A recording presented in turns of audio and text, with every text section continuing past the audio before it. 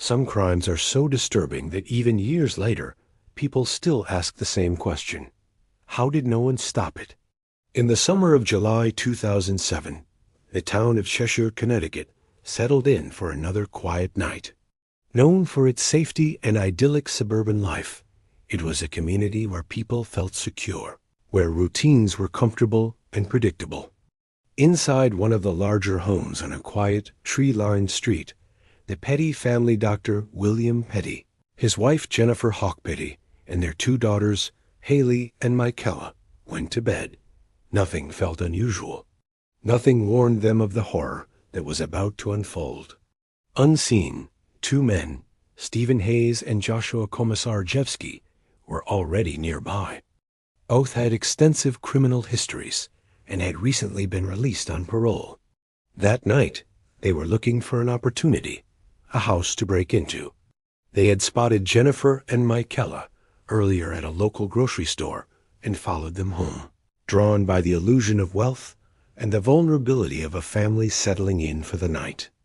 Their initial plan was simple robbery, but as the night progressed, their intentions warped into something far more sinister. In the early hours of the morning, around 3 a.m., Komisarjevsky entered the house through an unlocked basement door. The home, which should have been a sanctuary, offered them silence and access. The first person he encountered was Dr. Petty, who was sleeping on a sunroom couch. Komisarjevsky struck him repeatedly with a baseball bat, leaving him badly injured and tied up in the basement. Believing Dr. Petty was no longer a threat, the intruders moved upstairs to confront the rest of the family. But Dr. Petty remained conscious. He was bound, in agony, and unable to move. All he could do was listen to the terror unfolding above him. He heard footsteps moving through the house. He heard doors opening and closing. He heard the muffled voices of his wife and daughters, and the menacing tones of the two men who now controlled his home. Time seemed to stretch into an eternity as he lay helpless in the darkness, the sounds from upstairs painting a horrifying picture of what was happening to his family. Upstairs, Jennifer, Haley, and Michaela were awakened, and their ordeal began. They were separated, bound, and terrorized. For hours, Hayes and Komisarjevsky held them captive, their control over the house and its inhabitants absolute.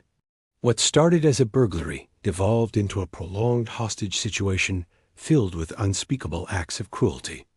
The men's initial plan for a quick score was abandoned as they subjected the family to hours of torment. As morning approached, the situation escalated. The intruders' plan shifted. They decided to force Jennifer to withdraw money from the family's bank account. At around 9 a.m., Hayes drove Jennifer to a nearby Bank of America. During the transaction, Jennifer managed to subtly alert the bank teller that her family was being held hostage. She calmly explained the situation, and the teller, following protocol, immediately contacted the police. Authorities were dispatched immediately. Police units arrived near the home and set up a perimeter, observing the house from a distance. They were aware of the hostage situation, a fact confirmed by the call from the bank. The house sat there, deceptively still, holding a terrible secret while law enforcement waited outside. But they did not enter. The decision was made to treat it as a barricade situation, to wait and negotiate, a choice that would be scrutinized and debated for years to come. Inside the house, the intruders realized something was wrong. Komisarjevsky saw police cruisers gathering nearby. The situation had reached a final, catastrophic turning point.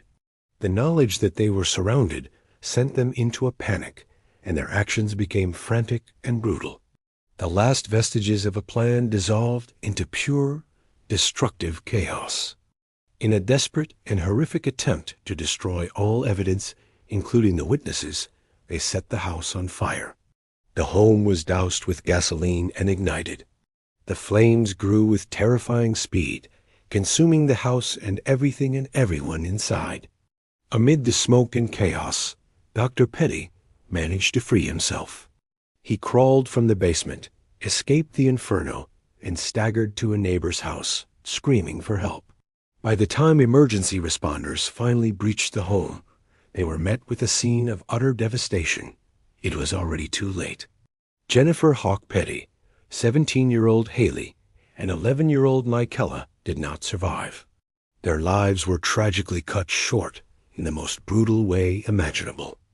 The two suspects, Hayes and Komisarjevsky, were captured shortly after as they tried to flee the scene in the family's car. Their escape attempt was clumsy and short-lived, ending in a crash with police vehicles.